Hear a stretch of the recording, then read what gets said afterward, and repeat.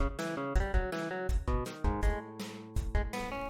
she sprinted on, she heard the clamor that had been inaudible from outside. Sure enough, it was coming from upstairs. She smiled slightly. No, she guessed correctly. And two ruffians scrambled out of a doorway up ahead. Evidently, they were rushing towards the noise as well, but faltered when they spotted her. While a tolerated guest, Cephas had taken the trouble to learn the floor plan of the mansion.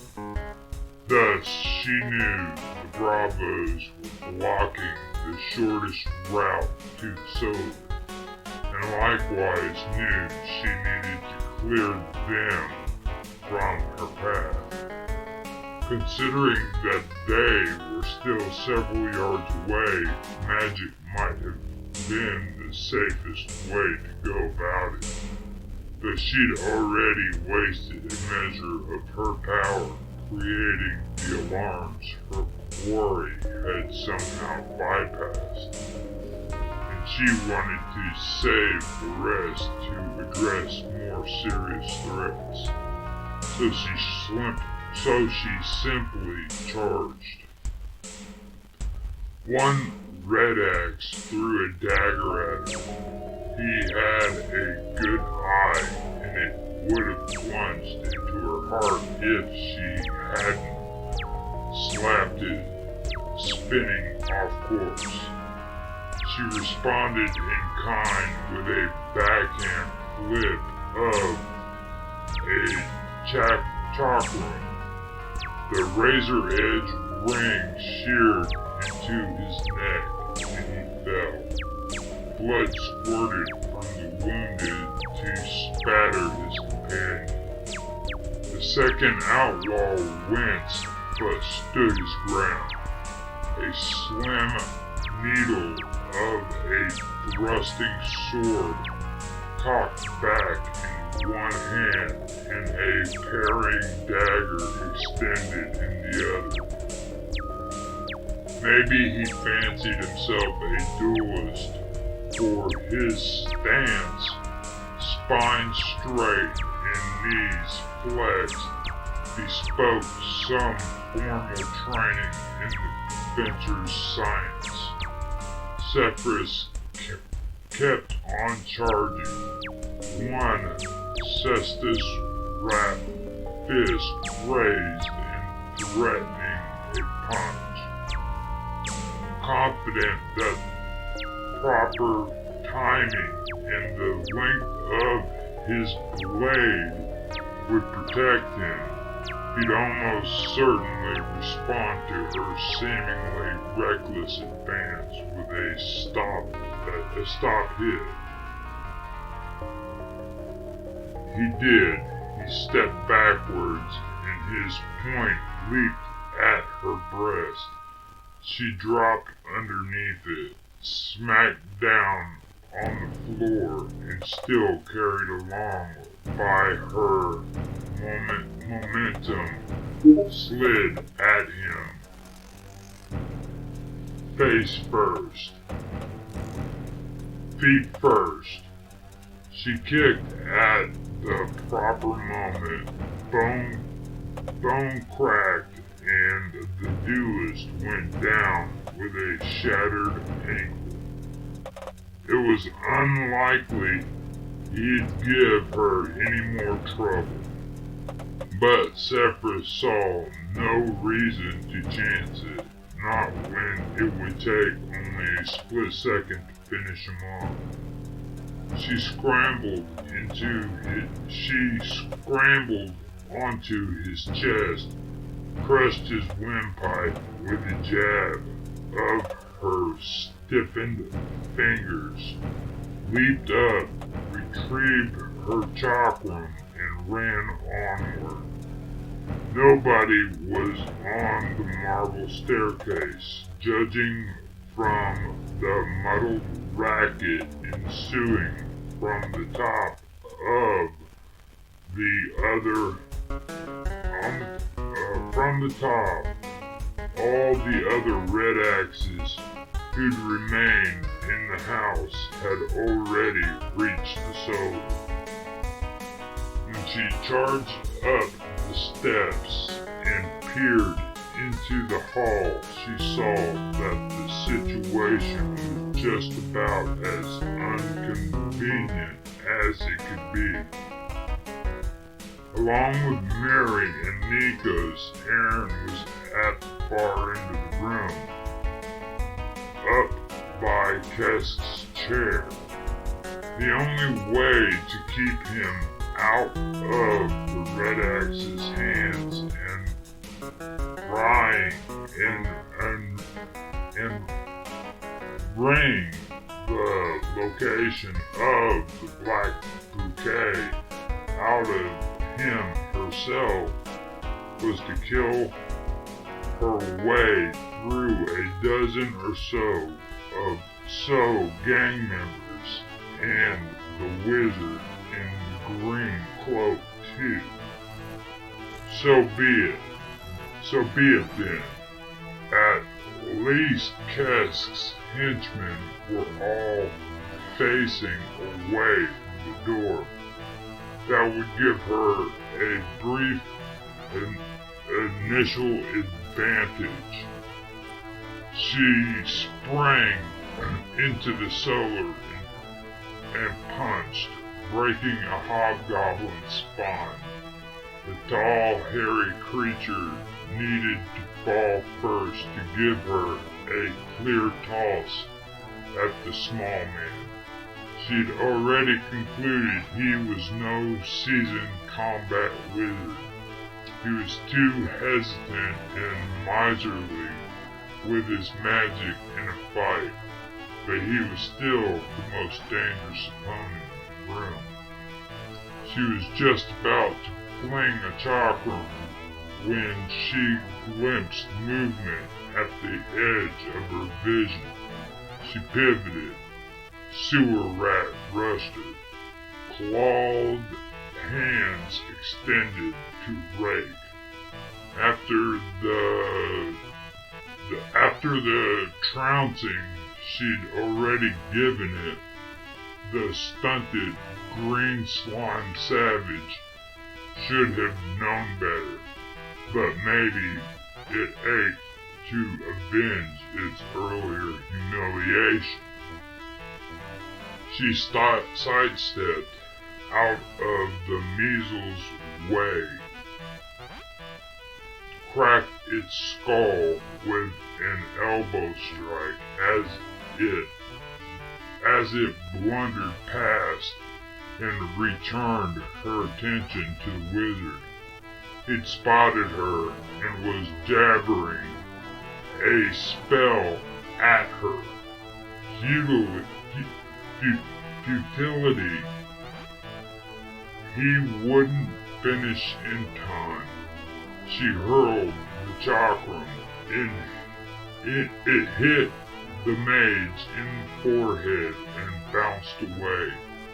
He bore an enchantment to shield him from missiles. Even so, the mere fact of a blow to the face would have startled many a spellcaster into botching his conjuration. The small man, however, maintained his focus.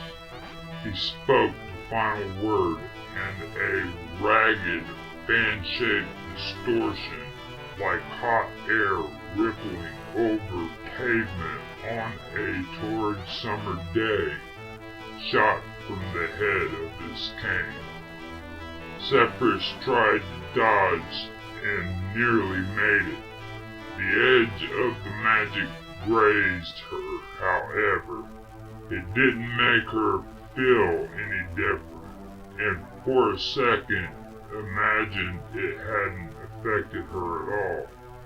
Then she perceived that the wizard was backing away with an implausible quickness. In fact, everything, Aaron's battle With the gigantic bugbear, Mary's clash with an orc, the other red axes maneuvering too close with one foe or another, was scuttling and jerking around more rapidly than before. Zephyrus realized that wasn't actually so. It just looked that way to her. The man with the cane hadn't sped the rest of the world up. He slowed her down. Had the enemy allowed her a moment, she probably could have dissolved the enchantment with a counter spell. But suddenly, or so it seemed to her, other red axes were rushing her. A dagger slashed at her eyes.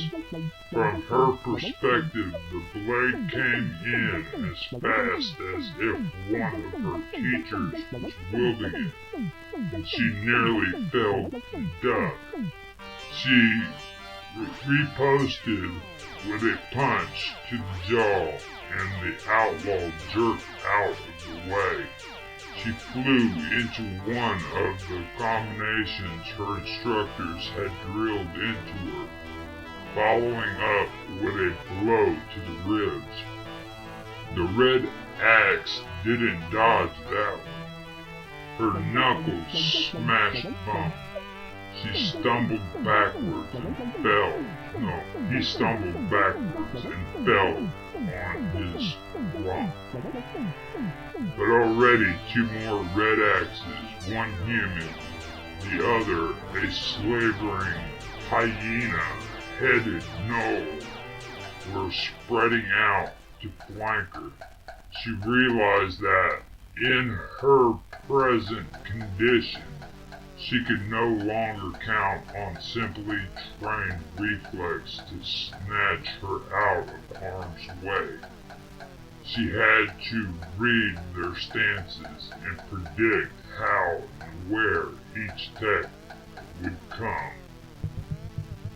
It looked like the gnoll would cut to the head and the human would try to low-line thrust. And when they pounced at her, it was so. She evaded both attacks and retaliated with a snap kick to the knee that crippled the Goblin King. Unfortunately, that gave the remaining cutthroat time for a second stab, and she couldn't pivot fast enough for a clean, fully effective block. She kept the dagger out of her lung, but it pierced her forearm, grating on bone before ripping free.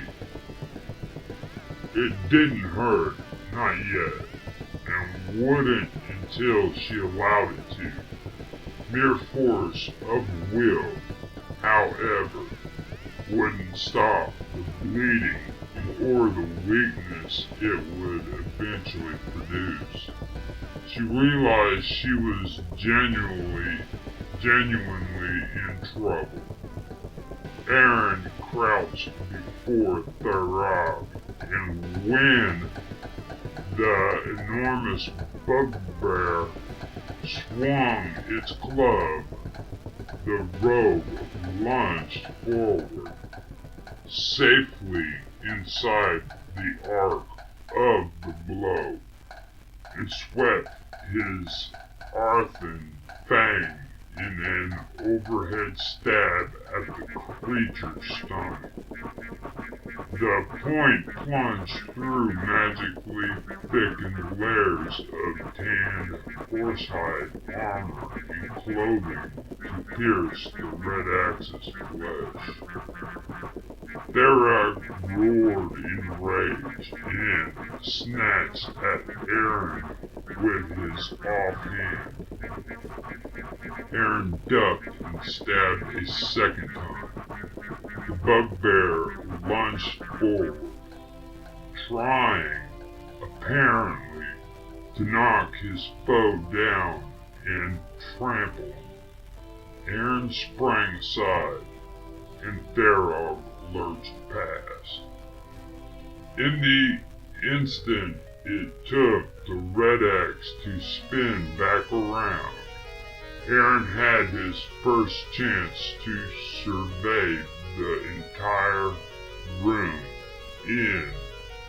He realized he had no idea how long.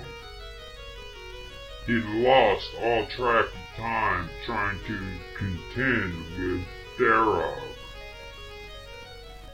Mary was still alive. Indeed, she was faring better than the last time he'd taken note of her situation. She looked as if she'd shaken off the shock of the snowballs, and at some point had managed to chop through the coil of pink flesh that had bound her legs to the chair. She stood facing both the orc and the bravo with the matted beard, who'd already finished with Nikos. Aaron felt a pang of fear and rage to see his father sprawled motionless on the floor. A second tongue rope lay twisted on the floor. Evidently, the wizard's elixir enabled the orc to spit more than one. But the second such attack had failed to take its target by surprise, and Mary managed to dodge. Aaron was surprised to see that Sepphoris, your Thract, had appeared at the far end of the room. Something was wrong with the way she was moving, though he couldn't make out precisely why. Still, the wizard and the rest of the Red Axes had turned to engage her. Apparently, they weren't all on the same side anymore. Aaron realized that could be his salvation. It was possible that he, Nikos, and Miri could make their escape while the gang was busy battling the agent of the Dark Moon. First, however, they'd have to dispose of their current opponents, and that wouldn't be easy. It was plain from the way Therog turned, quick and sure-footed as before, that the Arthan Fang might have jabbed his skin, but hadn't reached his guts. Aaron felt as if he might as well have pricked the towering brute with a pin. Then he thought of a ploy that might enable him to do some actual damage. Another idiot idea, perhaps, but the only one he had. He retreated towards Miri, and Therog lumbered after him. The problem was that he couldn't simply tell the scout what he had in mind, or Therog would hear, too.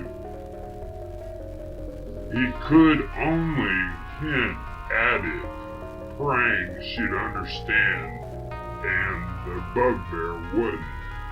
Aaron said, "If we could trip him." "Right," Mary panted. A few heartbeats later, the man with the tangled whiskers feinted a cut to the leg, then lunged at Mary in earnest. She caught the true attack, a head cut on her buckler, but to all appearances the impact staggered her.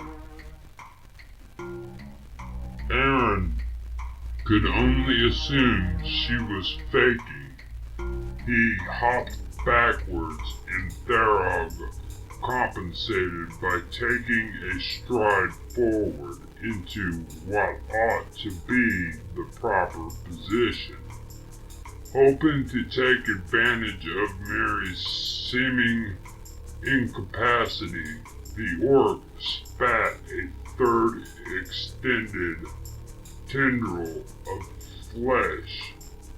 The guide wrenched herself out of the way. The wet, meaty strand flew past her and lashed itself around Thurog's ankles.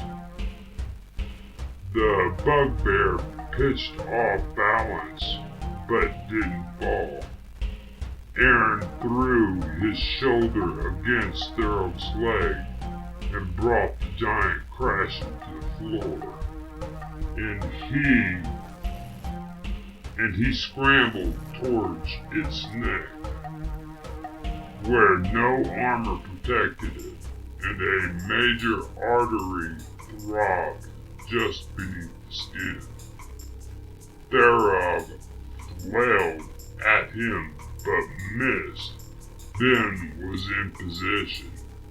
He slashed, a torrent of blood sprayed, and the bugbear thrashed in its death throes.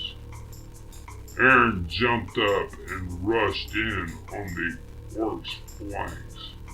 The pig-faced creature pivoted and parried his knife with its short sword, but in the instant it was distracted, Mary cut into its chest. It whimpered and its legs gave way. That left Aaron and Mary confronting the man with the beard. Aaron just had time for an instant of savage satisfaction that for once it was the foe who found himself outnumbered. Mary said, "Deal with him." She turned and dashed away. Aaron and the red axe shifted in and out of the distance, feinting, striking, and parrying, neither in those first moments able to score. Something shattered, then warmth and a wavering yellow light flowered at Aaron's back. He surmised that Mary had smashed an oil lamp to set something on fire. The blaze alarmed his opponents, who started shouting for help. If the red axe kept on yelling, some of his comrades just might heed him too, even though so far Zephyrus was holding her own against them. Desperate to shut him up, Aaron lunged forward, inviting a stop cut. When it came, he blocked with the knife in his offhand and simultaneously drove his largest Arthan fang into the red axe's chest. It took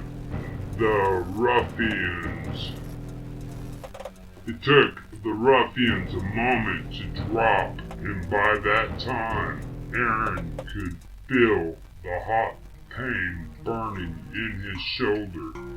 His knife had been too light a weapon. or his defense not deft enough to stop the heavy sword entirely. His parry had been too light entirely. His parry had robbed the stroke of some of its force, but the blade still gashed his flesh. Aaron knew he had no time to stop and examine the wound. Instead, he pivoted towards Mary and the fire. She'd set the mesh sealed off she'd set the mesh sealing off the servants' stairs alight, and the bluey cables were burning away. I learned to clear spiderweb in the thornwood, she said, flashing him a grin. Help me with your father. As they dashed towards Nikos, a couple more red axes started in their direction. Fine, Aaron thought. If it was a race, he and Mary would just have to win it. He caught sight of the wizard standing by the windows at a reasonable safe distance from any of the intruders. The mage had also oriented on the thief and the ranger. Holding his spell focus, Aaron couldn't make out precisely what the small object was. High above his head, he recited a rhyme. A dark blue vapor billowed around Aaron's feet so thickly that he could no longer see any farther than his hand could reach. Even worse, the fumes had a vile, rotten smell that instantly turned his stomach.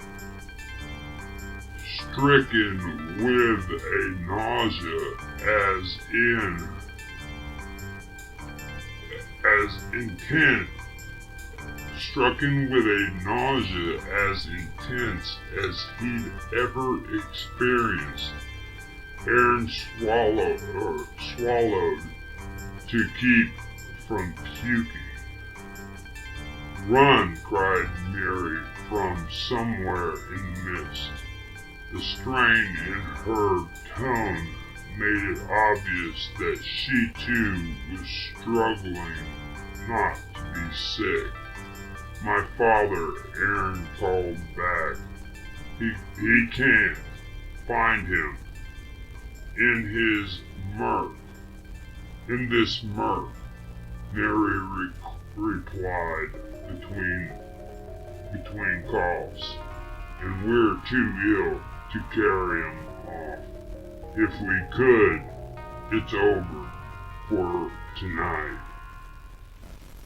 He hated her for it, but she was right, silently vowing that he'd come back for Nikos somehow. He tried to turn around toward the servants' stairs, only to realize he no longer knew where they were. He was so sick it made him dizzy. He nearly panicked, then spotted a smudge of brightness that could only be the firelight. He staggered forward into the center of it. Curling wisps of burning web seared him as he brushed by. At the moment, it didn't matter. The fog hadn't penetrated far beyond the doorway, and as soon as he clambered down out of it, his nausea abated. The relief of that rendered the sting of his blisters insignificant. Mary stood below him on the steps. She beckoned impatiently, and they ran on down to the first floor, then onward through the house. When they reached the stairs heading down to the cellars, she swiped some blood from his shoulder wound and smeared it on the banister.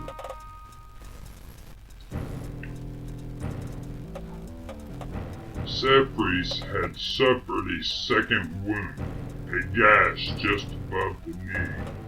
By the time the fire started and the ruffian at the far end of the hall started bawling for help, a couple of the other Red Axes left off attacking her to answer the call. She dodged the dagger thrust, grabbed her assailant, and spun him at a goblin armed with a spiky-headed mace. The outlaw fell in a tangle, and finally, for the first time since the man with the cane had snared her in his enchantment, she had time to rattle off a spell of her own. She snatched a handful of black ribbons from one of her pockets, recited the words of power, and snapped the lengths of silk as if they were a cut-o'-nine tails. Tatters of shadow exploded from a point on the floor to engulf the nearest Red Axes, who cried out at the unsubstantial but somehow repulsive contact. They stood dazed and shaken for a few moments, and their incapacity bought Cephas even more time. Time to dissolve the unnatural sluggishness with which the wizard had afflicted her. Croaking her fingers through the proper signs, she began to counterspell. Gloom crawled around her, the shadow weave responding to her call. At the same time, she took note of the blue fog filling the opposite end of the room. Thanks to her own magical expertise, she knew what the conjured mist was. No doubt it was intended to drop Aaron and Mary in their tracks, make them too nauseated to do anything but retch. But it evidently hadn't. Cephas could hear them calling to one another inside the cloud. If they could resist the vapor long enough, they were going to flee through the far doorway. Cephas wouldn't be able to follow without fighting her way past the Red Axes and subjecting herself to the debilitating queasiness engineered by the fall. She thought she'd be better off trying something else instead. She spoke the final word of power. The air around her sizzled like meat, frying in a pan as her own magic burned the small man's hindering spell away. She whirled, dashed out the door, and bounded down the wide marble steps. As she ran, her wounded leg throbbed, the pain begging her to favor it. She blocked the discomfort from her mind. If she allowed herself to limp, she might not be fast enough to intercept Aaron on the ground floor. It turned out that she wasn't anyway. When she saw the bloody mark on the banister of the cellar stairs, she realized he and Mary had scurried down them to escape through the underway. She continued the chase through the labyrinth of storerooms and piled crates until she found her way to the exit. It was still locked and bolted. Even if Aaron knew a burglar's trick that would allow him to secure it fully from the other side, it was unlikely he would have taken the time. He and Mary had actually fled the house at ground level. Which was to say, the handprint had been a trick to make a pursuer believe the fugitives had gone that way. It had worked well, too. It would be futile to race back upstairs and try to pick up Aaron's trail, even if it didn't result in another useless encounter with the Red Axes and further delay. He'd gained too long a lead. Sephrus simply opened the inner door, then the outer one, and departed via the tunnels herself. She felt herself seething with anger and worked to quash the feeling. Her frustration and injured pride in her own competence didn't matter, nor the pain of her wounds. Only patience, resolution, and the success they would bring did. Yet deep down she hoped with a bitter fervor that in the course of accomplishing her mission, she'd have the chance to slaughter Aaron, Mary, Kesh, the wizard with the blackwood cane, and everyone else who'd gotten in her way. Perhaps it was a prayer that even a deity as cold and unyielding as the Lady of Lost would grant. A couple blocks from Kest's mansion, Mary and Aaron climbed a rusty wrought iron ladder. The runes tangled in ivy that ran up a tower wall. At the top was a rain span. From there, they could watch for signs of pursuit. Thus far, she hadn't seen any. She and the outlaw leaned on the railing and panted for a time, catching their breaths and waiting for their stomachs to settle. The night breeze was mild, but her clothes were so sweat-soaked that it chilled her even so. When Mary felt able, she said, better let me take a look at that shoulder. Alright. For once, Aaron's voice was dull, not the energetic, sometimes humorous tone to which she'd become accustomed.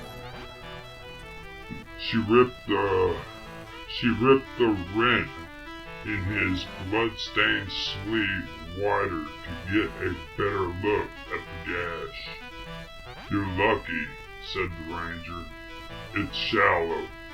If you think it's unsafe to go back to Ilmatar's house, some salve from an apothecary and a bandage would properly take care of it. If need be, I can put a couple stitches in. Lucky. From the bitterness of his voice, Mary realized he wasn't talking about the cut. I'm sorry the plan didn't work, she said. It nearly did.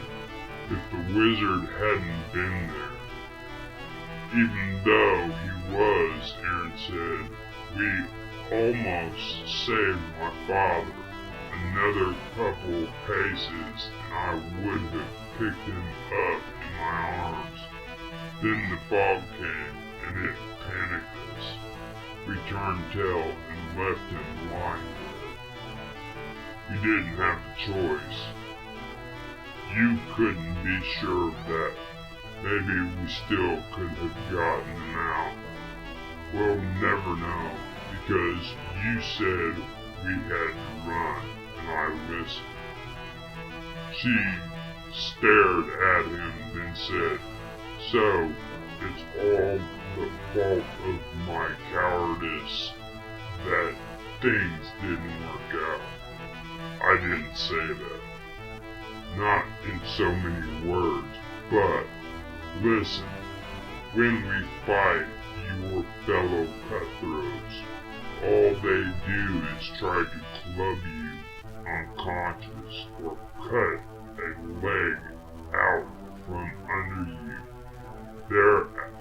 They're out to kill me, so I'll be damned if I understand where you find the gall to question my courage.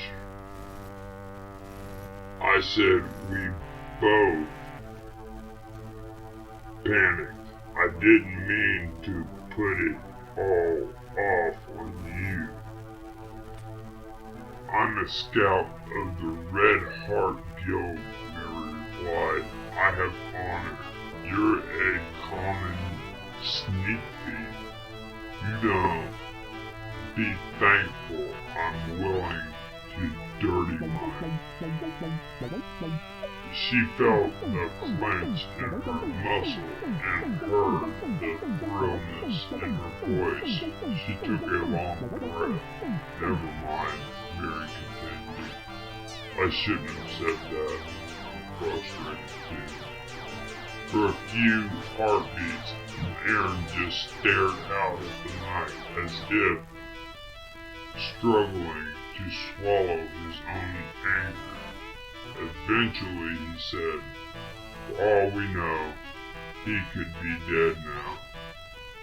I don't think the mist would kill him, Mary replied. I didn't see any fresh blood on him when he was lying on the floor. I think the old red axe just knocked him out with the flat of the blade, or his fist. That could have been enough to kill him, sickly as he is. Or maybe after what happened, the axes decided I'm never going to trade the book, and they stuck a knife at him. I doubt the wizard would let them do anything rash, said the ranger. He strikes me as too canny.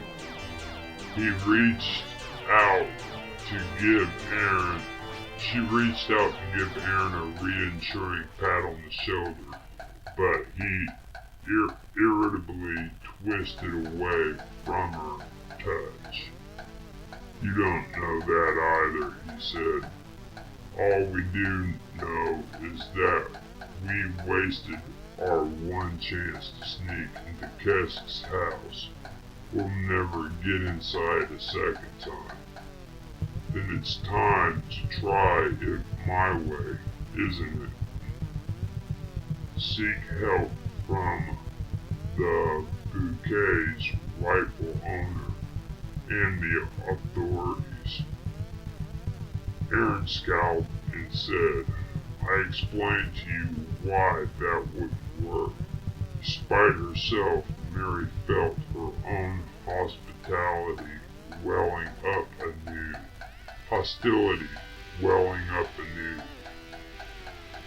While painting our faces green like clowns in a pageant works brilliantly, she said, "I think you won't turn to the law just because it is the law. It would tarnish this notion you have of yourself as some sort of master rogue, and you couldn't bear that. You'd rather let your father die." "That isn't true. It just wouldn't help." "What is the answer then?" "I don't know," he said. "Shut your mouth for a while and maybe something will come to you." Kesk's mood was already sore from several fruitless hours of hunting Aaron through the underways, and it curled into cold fury as soon as he tramped into the cellar and saw his henchmen. It was obvious from the way they quailed from his gaze as much as their fresh splits and bandages and the sooty fire damage around the far doorway that some new fiasco had occurred in his absence. Ambling closer, his cane tapping the floor, the wizard took it upon himself to explain how Aaron had a female accomplice. How Aaron and a female accomplice had entered the house in disguise to spirit Nico's way. "We would have captured them," the wizard added, "except that Dark Sister Sephiroth burst in to snatch them away. Evidently, she'd been tracking them or something. While we all fight over Master Sar Randell and his ally, they escape. It's rather ironic when you think about it." Kesk trembled. At that moment, he would clearly have loved to split the rich man's masked face and his axe. No, Kesk trembled. At that moment, he would dearly have loved to split the rich man's masked face with his axe.